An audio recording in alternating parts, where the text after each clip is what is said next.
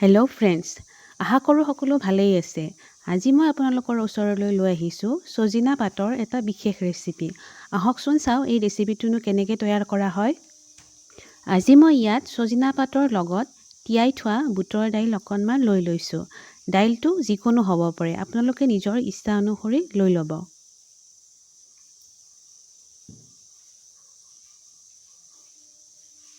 এতিয়া মই ছজিনা পাতখিনি ভালদৰে ধুই লৈছোঁ।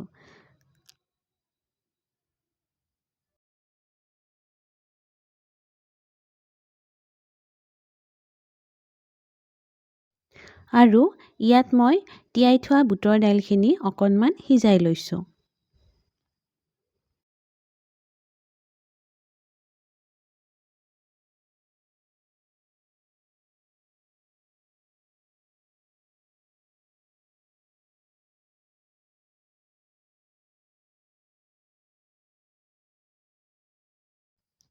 এতিয়া আপোনালোকে ছজিনা পাতখিনি ঠাৰিৰ পৰা গুচাই ল'ব।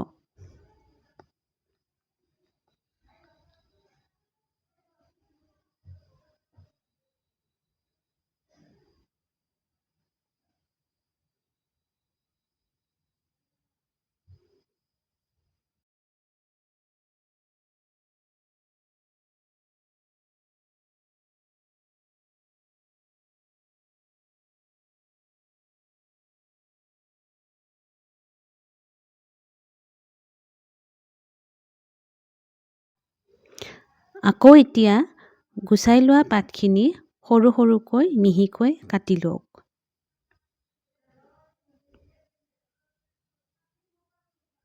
এয়া মই ইয়াত অতি মিহি মিহিকৈ পাতবোৰ কাটিবলৈ চেষ্টা কৰিছোঁ।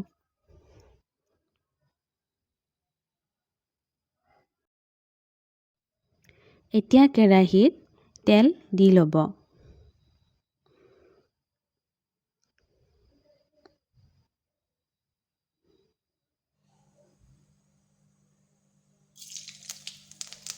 আৰু মই ইয়াত পাঁচফোৰণো ব্যৱহাৰ কৰিছোঁ।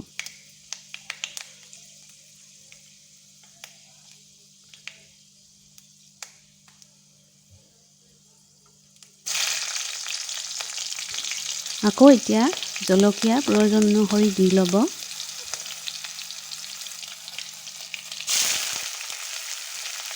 আৰু এয়া মই মিহিকৈ কাটি লোৱা পিঁয়াজ ভাজিবৰ বাবে দি লৈছোঁ।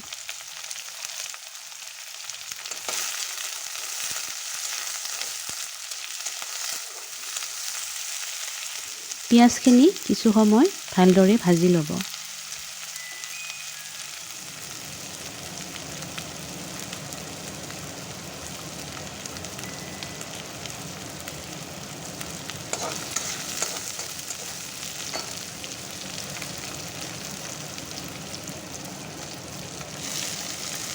আৰু এয়া এতিয়া ছজিনা পাতখিনি মই ইয়াত কিছু সময়ৰ বাবে ভালদৰে ভাজি ল'ম।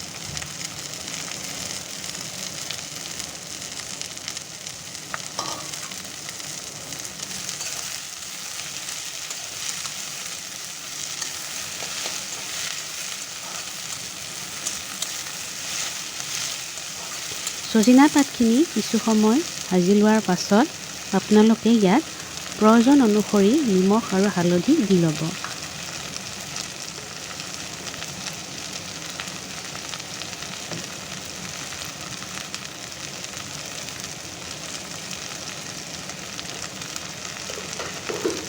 ইয়াত মই এচামুচ হালধি দিছোঁ।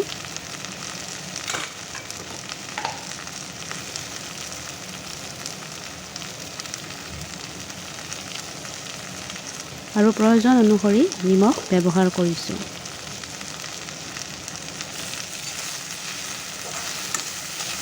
এতিয়া আকৌ গোটেইখিনি ভালদৰে ভাজি লওঁ।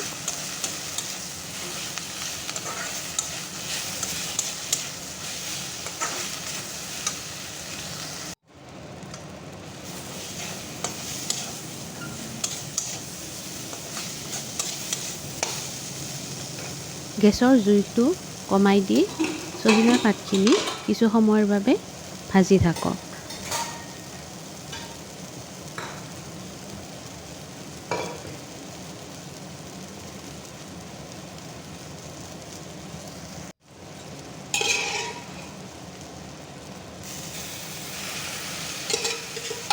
আৰু এয়া মই সিজাই লোৱা বুট দাইলখিনি এতিয়া ছজিনা পাতখিনিৰ লগত অকণমান সময় ভালদৰে ভাজি লওঁ।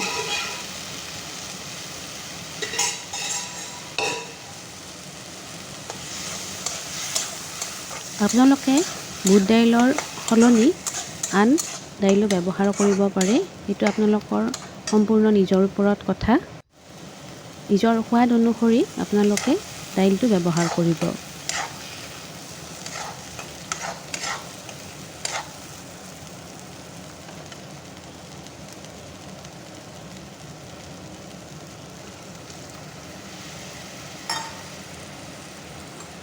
ভালদৰে গোটেইখিনি মিশ্ৰণ ভাজি লোৱাৰ পাছত ইয়াত মই অকণমান পানী ব্যৱহাৰ কৰিছোঁ।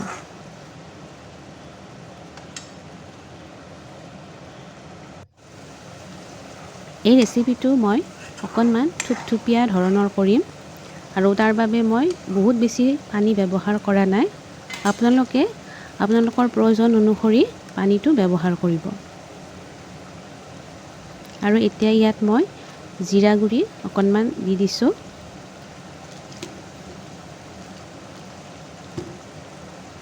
আপোনালোকে আন মছলাও ব্যৱহাৰ কৰিব পাৰে।